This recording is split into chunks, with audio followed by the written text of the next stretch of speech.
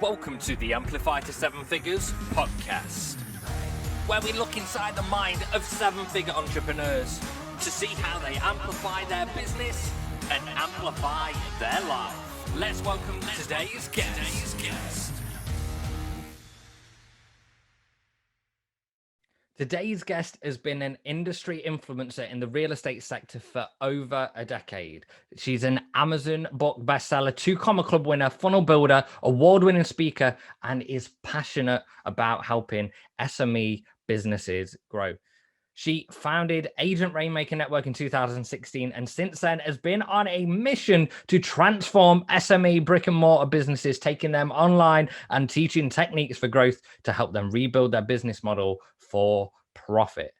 Her superpower is being able to identify the 1 or 2 tweaks that are there to unlock an extra 100K in revenue for her clients. Her business growth strategies have helped thousands of business owners, and between the 34 high-level mentee clients, over £23 million in additional revenue has been generated over just the last 2 years. Her continual belief is business should be fun, rewarding, and exciting, but also profitable, which then allows the business owners to do more and serve more to those around them. Please give a very warm welcome to today's guest, Sally Lawson.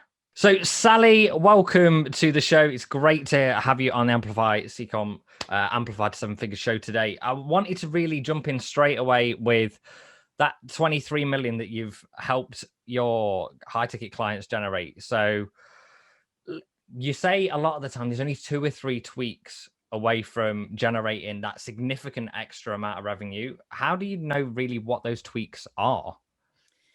Well, I think there's a few common denominators. I mean, my market totally is dealing with real estate agents here in the UK. So it's all about squeezing the juice and changing how they view their business. I'd say one of the biggest changes if everybody is in all of us, in any business, no matter what industry you're in, is mindset.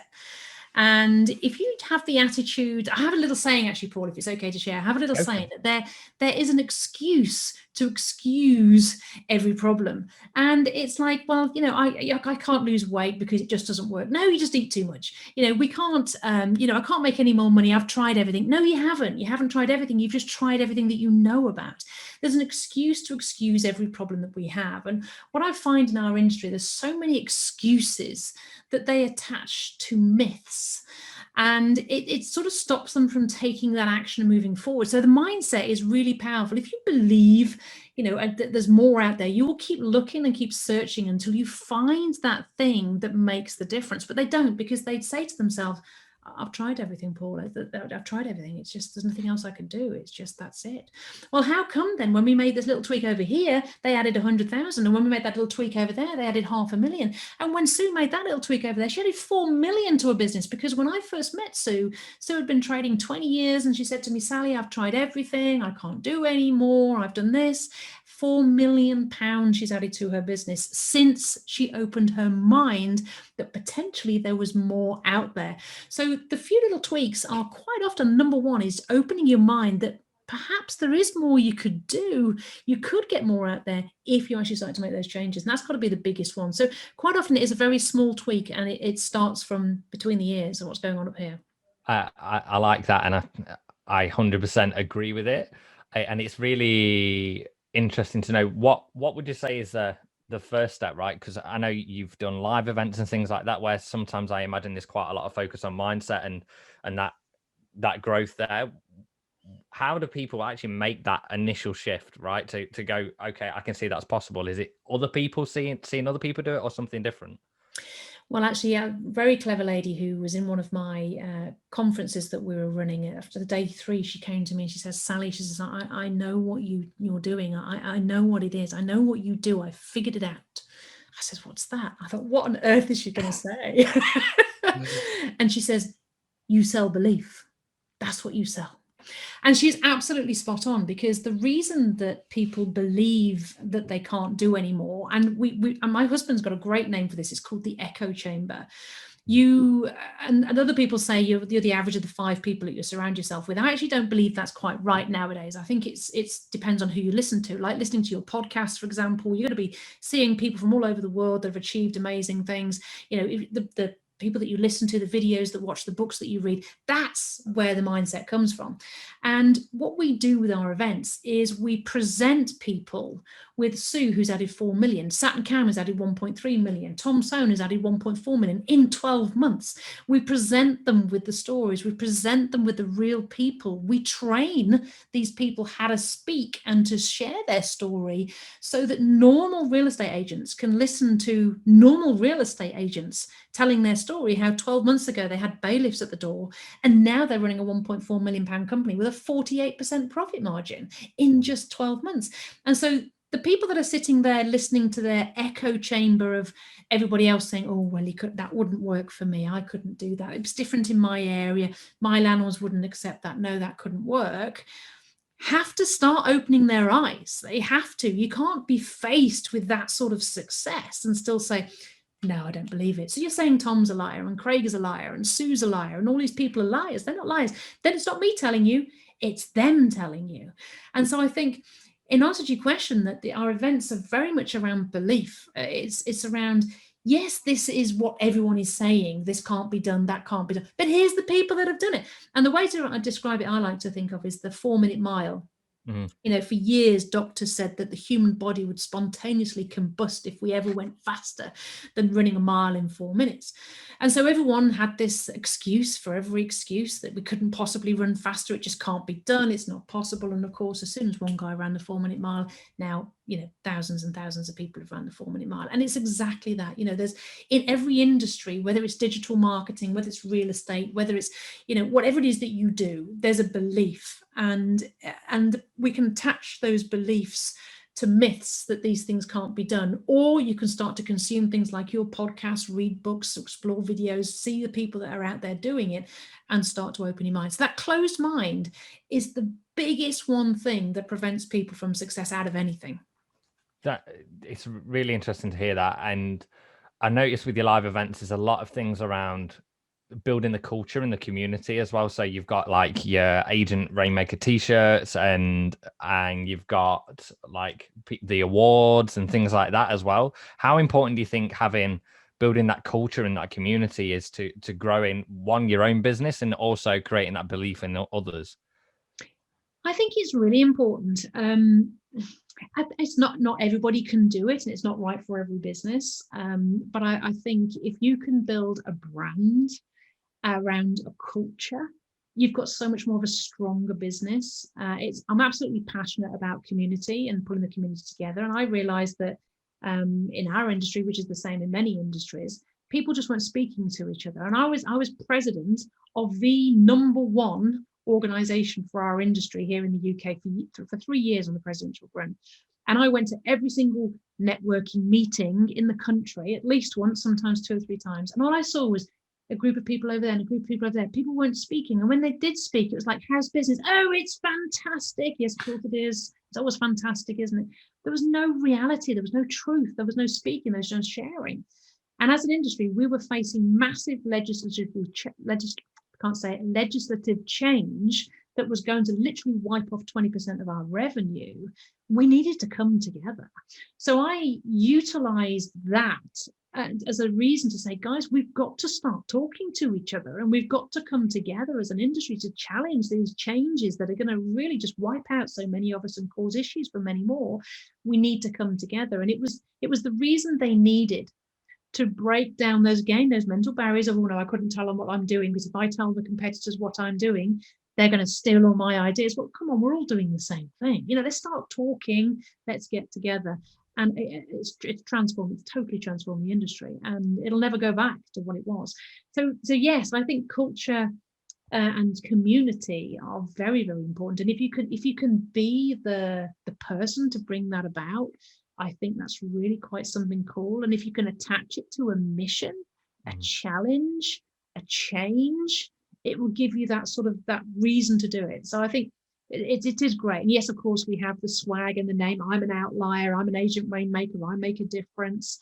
All those sort of different things. So we've given them a vision board, a mission, a list of things that, what an agent rainmaker is all about, and they love it. They love the swag and t-shirt guns shooting at them. Very American, but we love it. Yeah, and that's an interesting thing in itself around the fact that you are in the UK, right? So there's a, like you say, there's a lot of American marketing can be considered maybe sometimes more hypey than UK marketing. Have you found the way that you market has gone per se a little bit more hypey to be able to build that culture in the community, or do you actually find that you can market in a different way in the UK than you can to US people?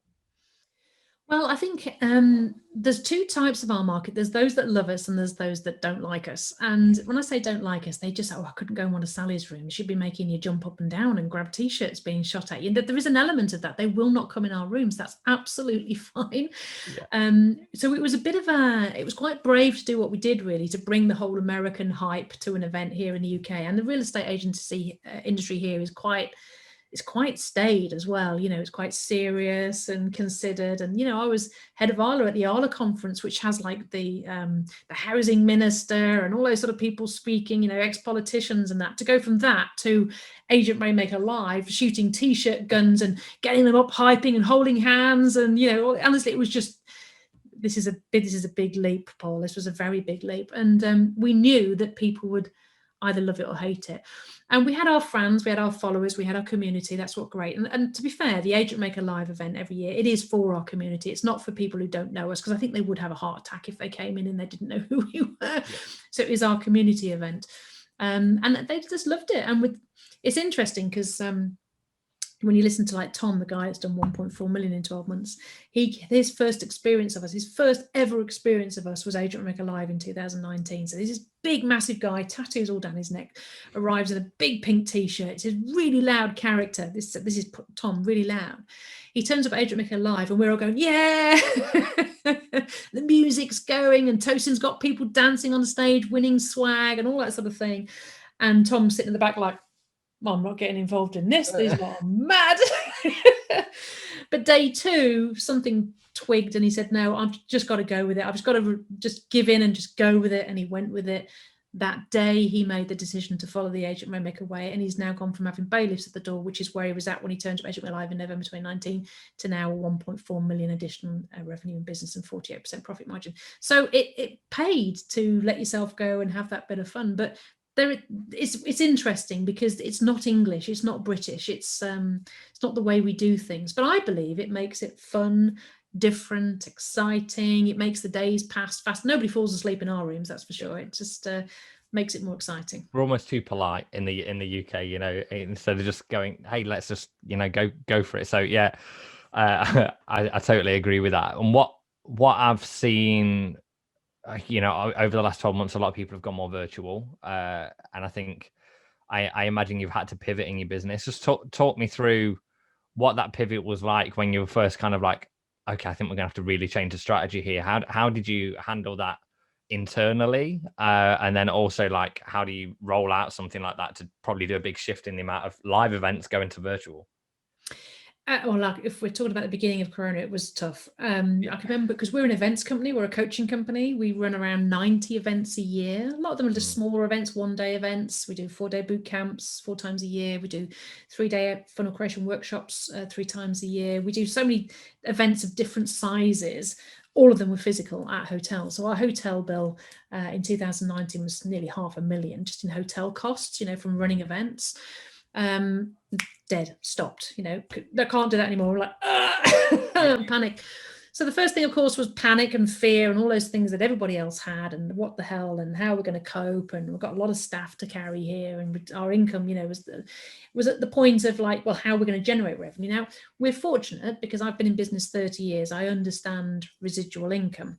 And I think this is for any business owner. If you can build a business of residual income into your business, it will make life so much less scary.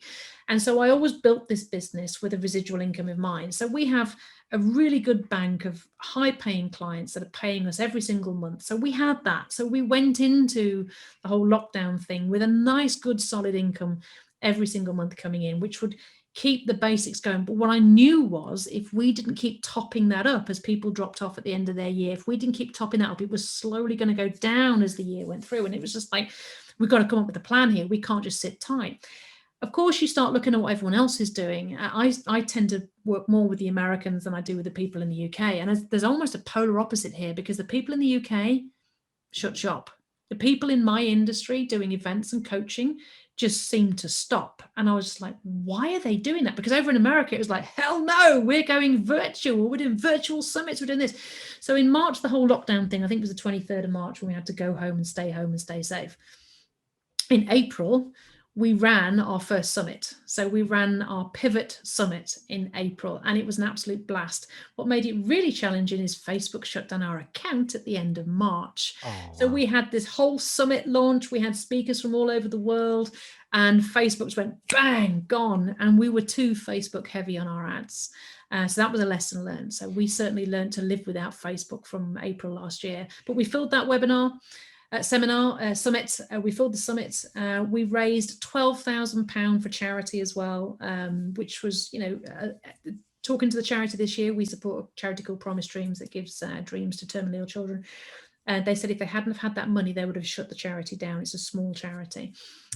So we did that in April. But at the same time, I tell you, my stomach was quivering the whole through that period, because it was just like, I got a ship to run here and I've got 3 other businesses as well. It's like, yeah, it was crazy, absolutely crazy. But one key thing I think to mention here is that we obviously had our own issues that we had to fight off, but we were okay. We're not a hairdresser and we're not a restaurant. We were okay. We could pivot. We could run certain virtual events, and over the last 12 months, we've done 90 events. We didn't stop anything. We carried everything. We just did it we created a virtual studio. We moved offices and created our own virtual virtual studio upstairs. We just completely pivoted over the last. So we carried on regardless. But what's really interesting is that so many people just chose to stand still and not do that, and it's such a shame. But the thing here really brought us together, I think, was that I had a community to serve. And so what we turned ourselves into in March last year was we was almost like the BBC to our industry. Every single day, right guys, furlough, this is what you need to know, this is now you need to do this, right, okay guys, this is the big changes, right. We actually ran webinars on PPE equipment and coronavirus and masks and how to do viewings, and we created guides on how to keep tenants in payment and all those sort of things. We became the BBC to our industry. We were live almost every single day from our front rooms. We were live almost every single day. It was just a crazy time, but the community was saying like, how would have got through this without you and stuff like that. And that's what it means to be a community influencer and to run a community. It's hard work. We had to put our own issues to one side and focus on serving our community and focusing on what do they need right now? What are they worried about right now? How can we help them right now? And it's tough because over here you're thinking, you're panicking, you're like a duck with your feet underwater going like, got to keep this ship running, but I've got to serve my community. So we were completely community service driven right through to probably around September time, I think. It was tough going, Paul. It was tough, but you know what? The team pulled together. It was amazing what they managed to do. And then from a leadership standpoint as well, like when you first made that initial pivot, was it I'm going to be completely open with the team, hey, I'm scared about what's going forward, and like I know it's going to be a big pivot, I can feel it churning in my stomach, or was it more of like, listen, I've got this, we're going to be okay, here's what's going to happen, here's the plan? It was a mixture of the two, actually. I mean, I always lead very centrically, so there's no I'm in charge, you do as I say. Now I know I make the final decision on everything, but at the end of the day, it's like, right, we've got a problem. We used to have what we call war rooms. So we were like, right, war room, and everyone knows what that means. It's like, this is serious, all hands on deck, think your brain on, get your Red Bull, whatever you need to do, we need to figure this out. So we had a lot of war room meetings. I have an amazing senior team here. We had a board of directors here, which oversee all the 4 companies. They were absolutely phenomenal when it comes to finances and grants and furloughs and business management and everything else. But the marketing team here, they were absolutely amazing. And like, for example, with the events, we had to go from physical events to completely virtual events. Jeevan here, just to completely transform that, he pretty much did all of that, and Becky with the videos. We had 2 full-time videographers. what the hell are they going to video? There's nothing to video. You know, we're sitting in our bedrooms. How she managed to make a whole year of video content is beyond me. As I call it, turning a sow's ear into a silk purse. I mean, it was just amazing what she managed to do. So each their individual skill sets really rose to the top. But the way we handled it was like war room, guys. Okay, we can't do that thing at the Novotel now. What are we going to do? Well, we could do this, we could do this, we could do that, we could do this. Right, let's try different platforms. We tried Sococo, we tried Zoom, we tried StreamYard, we tried BeLive, we tried every platform known to man out there to try and run these events. And what was the other one? Hopping or Hoping or Hopping, whatever you call it. That was brilliant fun. We did our first summit with that one. And we just tried all these different softwares to trial and trial and trial. We started doing webinars that we'd never done before. So let's do webinars and see if we could offer webinars, or we offer things and sell things. And I'm like, my God, they were amazing. Like, why have we not done this before? You know, and then, you know, it was just phenomenal. And then when we did that live event from a stage in Slough, but, you know, with all the screens all around you with people all over the country, that was just phenomenal. So, I mean, we tried everything. I even did a training day from the library at home. So I literally have about 1 meter square to move all day. There's all this equipment surrounding me around this whole event from the library. It was just madness. It's just been crazy. But, you know, by comparison, there's loads of people that have just sat there and done nothing. I think they're mad. You know, just if you can do something, do something. Just keep going, keep trying different things. Be prepared to fail. And that's for all of us here. You know, we tried so much stuff and so much stuff didn't work, you know, but you just move on. You just keep, it's a learn, isn't it? You've learned from that. I'm not going to do that again. We're going to do it differently. Just keep trying new stuff all the time. They say fail fast. Yeah, you know, fail a lot as well. Fail a lot, and then, you know, if you win 2 out of 10 times, then you're still going to get some good winners. So I love that, Sally, and I think it's a really important message for our listeners. You know, when you're hit with adversity, just keep going, because you'll figure out a way. And like you say, you already have the system and the process of, in this situation, we don't know the exact situation, but in this situation, we're going to open up this war room because that's what happens, and that's everyone hands on deck, so everyone knew the expectations, rather than like, oh, everything's going to be rosy all the time and everything's perfect. So yeah, kudos to you to making all that stuff where it's at. And so last 12 months has been mad, crazy, very, very different. Where do you think the next 5 years in marketing is heading? Oh, I don't think it's ever going to go back to what it was. I mean, we love marketing. We're passionate about marketing. I think it's changed so much. I mean, I've been totally into social media since 2010, when I first read Gary Vee's book, The Thank You Economy. And I just read that book and I was like, wow, this is what we've got to do. And I just transformed everything to online social media. I was big on Twitter. That was my first platform. Then I became massive on YouTube, and then Facebook. And of course, with all the accounts shutting down last year, a lot of people are moving away from Facebook, and a lot of people are moving back to Google and to YouTube. So we're really pushing Google and YouTube now.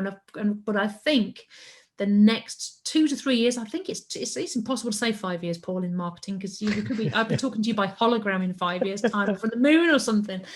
But I think in the next certainly year to 2 years, I think we're going to be going down the road of organic. We're certainly seeing the last 12 months, people have just got a bit bored of just seeing ads and recorded ads, and even webinars. The numbers are diving down, you know, compared to what they were 12 months ago. But what people are really loving is lives and organic, real-time content. And I'm seeing a lot of the major influencers now really focusing on that real life content. Like, for example, when launching a product, you've got soft launches and pressure launches and things like that. A lot of it now is, when you're launching products, a lot of it is around live, organic, real-time content. So I think the days of just recording a load of stuff and banging it out might be okay for people to do a bit of research on you, but they're really good. What's going to make them act, or to sign up, or click here, or opt in, or download, or any of those things, seems to be real, live, organic traffic. So I think the future is going to be about using your affiliate army, you know, really connecting with other influencers and other people, the same audiences as you, lots of lives, having shows, having reasons to go live, doing what you're doing here with the podcast, that sort of stuff. That's really, I think, where the next few years are going to go. I think the older Hootsuite and the automatic scheduling thing, I think it's had its day. Yeah, you know, we're all about conversational commerce. So, you know, building those relationships and creating a human-like experience, but also a human experience. So I can see what you're saying there around the organic. Do you think that, like, the way people are having sales conversations as well is starting to change? So rather than it be just like you say a webinar and then straight to, yeah, cool, I go to an order page, it's more like people like want to have that one-on-one conversation with people, but maybe in more of a social selling over text and things like that, rather than just I don't want to get in a sales call because someone will pitch me on something.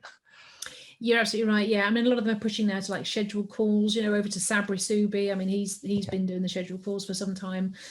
We've been doing scheduled calls now for some time. So you go to a webinar, you push to a scheduled call, and you serve first. So you serve on their particular issues. So if you've got issues around marketing or issues around business or anything like that, or staff issues or whatever, you solve the problems first, and then you let them know of the opportunities that are out there. So I think, yes, absolutely right. I think it is definitely turned into a conversational sell. Also, you've probably heard about conversion conversations. That's a big thing now in relation to messenger chat and getting people into conversations and converting that way using groups, Facebook groups, and opening doors, opening conversations that way. So yeah, conversational selling is definitely the way forward. The old style, the heavy hard sell. Yeah, if you don't buy from me, then why are you wasting your whole life and all that stuff? It's not tacky, yeah. But it certainly has been. I think people are becoming very what's the word? They're tuned into it all, aren't they? They know what you're doing. They know what you're doing before you do it. So I think they're very aware of, am I going to get sold to here?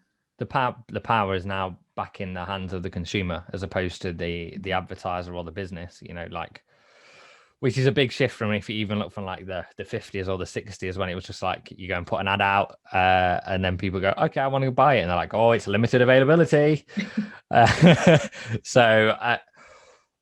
other question that I really want to ask you as well, Sally, is, we have a lot of 7 and 8 figure entrepreneurs on the show. And once you get to a certain level of financial income, then your message or your mission becomes beyond just finances because you're comfortable.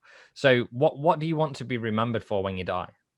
Changing the industry. It's interesting because when I first started my letting agency in 1990, which is 31 years ago, it sounds so ridiculous when I say it, I actually wrote a little mission, and I had no idea then that what I was going to do now. But when I wrote it, I put, to become and remain the best letting agency in the country, but to change the industry forever. And I don't know why I wrote that at the time or what was going through my head. But it still remains today that my mission is to change the industry, because I love my industry. I've been in it for 30 years. I've been a franchisor, a letting agent, tenancy manager. I run a white label organization. We manage properties for agents all over the UK, and now a trainer and a coach. So everything around this industry, I've been involved in it in one way, shape or form or the other. But it was stuck in the doldrums. It was stuck in the old days, doing things they were doing 30 years ago, still offering free valuations. It's like, come on, you were doing that in the 50s. It's time we come up with something new. So for me, I want to leave this industry communicating and talking to each other, which I've already done that. I want to leave them marketing themselves like proper businesses, because so many letting agents just don't do any marketing. So I want to leave this industry with a proper marketing structure, campaign, system, process within their business. And my mission at the moment, Paul, I'm on an operation 50%. It's a bit of a secret mission, so don't tell anyone. Oh no, it's on the podcast. But it's a little secret mission at the moment that I want to get the industry to being a standard 50% profit margin. That's where I want to get this industry to. Now, I know we can do it because we used to be there before. I've already got 5 of my agents to 50 and 60% profit margin. So I know we can do it. So my mission over the next couple of years is profitability. Because if we can get this industry to a 50% profit margin as standard, at the moment it's about 10% on average, which is terrible. If we can get it to 50% as an industry, that will bring a lot of investment into the industry, and we'll just really bring the industry up to spec and up to standard and up to speed. So I just want to leave the industry in a better place. The first thing was helping them beat the tenancy ban, bring the community together, and now I'm focusing on profitability. So yeah, I'm not money focused. Personally, I don't want a yacht or anything like that. I'm not, I like gardening and walking my dogs, I don't need money for that, but I've got enough. I don't need any more. I could stop work if I wanted to. That's not what this is about. For me, it is transforming the industry and the people within it. And, just when so many, we've had well over 1,000 people say to us already, you guys, you've changed my life. You've changed my industry, because of you, I'm doing this. And that's what keeps me fed every day. That's my revenue, that's my money, and that's what keeps me going. So I enjoy it. I love it. That's powerful stuff. Really appreciate that, Sally. And What is one quick win that people can use to amplify their business today? The quickest win that you can use to amplify your business today is have a power hour every single day. You have a power hour. There's a boss, the business owner, the person in charge of the business. You have an hour every day where you challenge yourself and you ask yourself this question, Paul. You say to yourself, what's the one thing that I know this business really needs, but I haven't done because I'm scared of it, fearful of it, or don't know how to do it? Ask yourself that question, because that's the thing that your business needs you to do. So a lot of people, it's like learning to public speak. They've never done that. So I'm not going to do that webinar, or I'm not going to do that seminar because I'm scared of public speaking. Well, get over it. I spent £20,000 with a coach here in the UK learning how to public speak. And I'd already spoken on stage at Wembley alongside James Caan and Alan Sugar, whatever, but I still didn't feel I could do it properly. So I spent a load of money getting better at it. So what is the thing that you need to learn? I really didn't understand funnels and digital marketing. So I went over and spent literally hundreds of thousands of pounds learning from Russell Brunson how to build funnels. He's the world #1 funnel builder. So go and find the best person you can and learn that thing. So ask yourself, what is the thing that you don't know, or you're holding your business back? What's your fear? What you're scared of? What do you not managed to learn yet? Find that thing and spend every day an hour doing it. So, right, I'm going to build a funnel, or I'm going to run a webinar, or I'm going to go live in that group that I'm scared of. I'm going to make that video, or I'm going to get some affiliate connections and get them to email their database, or I'm going to write that book, or whatever it is, the thing that you know you should do, but you've got a myth or an excuse or a reason why you've not done it when you've not done it. And the biggest thing that people do is they say, I haven't got time. Well, do you know what? We all have time. We just choose to use it as an excuse for not doing the things that we really just don't want to do. So challenge that fear in yourself. Look in the mirror hard and fast and say, what are you stopping yourself from doing, Sally? What does this business need you to do? And have you done it? And that will transform your business. If you start taking that action, it will transform your business. That is so powerful. And we do something similar. So I have a mind movie that I'll watch each morning, which was actually off the back of another person being on this podcast saying you need to do a mind movie. So I was like, okay.